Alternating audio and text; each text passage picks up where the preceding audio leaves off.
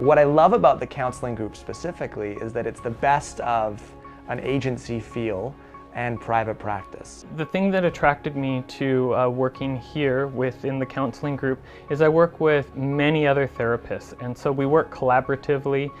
We each have our own specialties that we are experts in. At the counseling group, we are running at about 50 therapists, 50, which I'm very, very proud of and feel very blessed. Clients of the counseling group get not only the counselor that you're working with, but they get the shared knowledge of all of the counselors working together to help their clients. My role within the counseling group is helping to bring technology to those therapists so that they can better serve their community. We have a central intake system, and it dovetails the client and the client's needs with the therapist that would best suit their needs, so that hopefully the match is the best for them to get the best service. My main area of focus started off being adolescents, but it's now evolving where I'm helping parents parenting their teens, and I'm doing an awful lot of work with millennials and also older people who are in transition. Helping people navigate that transitional piece is what I tend to focus on. I tend to work with young adults, so between 18 and 40. Probably the majority of my practice is men, probably about 70% is men. So I like working through all the crisis events of what am I going to do with my life, what kind of a career, meeting a special someone, getting married, maybe having kids. I love working through all of those intense times in life. The counseling group really does cover the broad range of services and issues that people deal with. Of course, we get a lot of anxiety coming in the door, depression, grieving, people working through transitions in their life, whether it's retirement or loss or changing family dynamics, those sorts of things. I'm quite passionate about addictions work and about trauma therapy, and they're also often quite connected. They're usually people who have problems with addictions typically have something that's traumatic that's happened to them, and so addictions can often be, substances can often be a way of coping with those feelings associated with whatever their trauma is. The way we think can feed anxiety and depression. So, and then there's just simple awareness. So there's the cognitive, and then there's just the process. So it depends on what a person's needs are. If they're dealing with immediate anxiety, well then the short-term cognitive behavioral works. But if they're life issues, if they're trying to, especially in later life, when we look at our own mortality, the importance of life becomes all that more significant. So it's no longer a matter of looking back, it becomes a matter of looking forward. So how do we want to define ourselves? This is not short-term therapy, this is long-term therapy.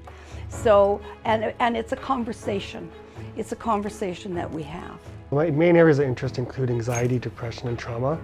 Really looking at individuals and seeing why they're stuck, what's preventing them from moving forward, and really tailoring my approach to meet their needs, to help them take that one step forward. I deal with in my practice, I deal with anything from motor vehicle accidents to physical and sexual abuse to traumatic experiences that an individual may face. And I help them understand their trauma and see how we can help them move forward as well.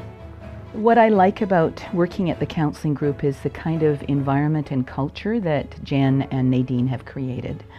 For me, counseling is not just about the work done with the client and the therapist, but it's also about the total context in which the work occurs.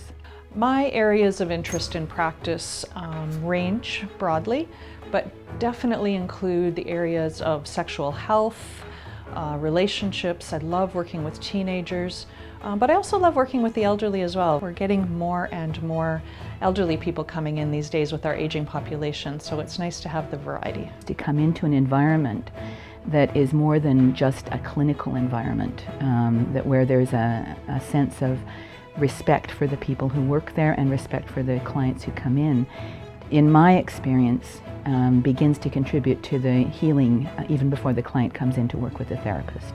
I seem to be gravitating more and more towards working with men.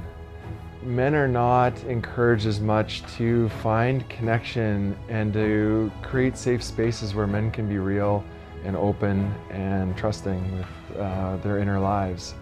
So my interest is in creating that space for men.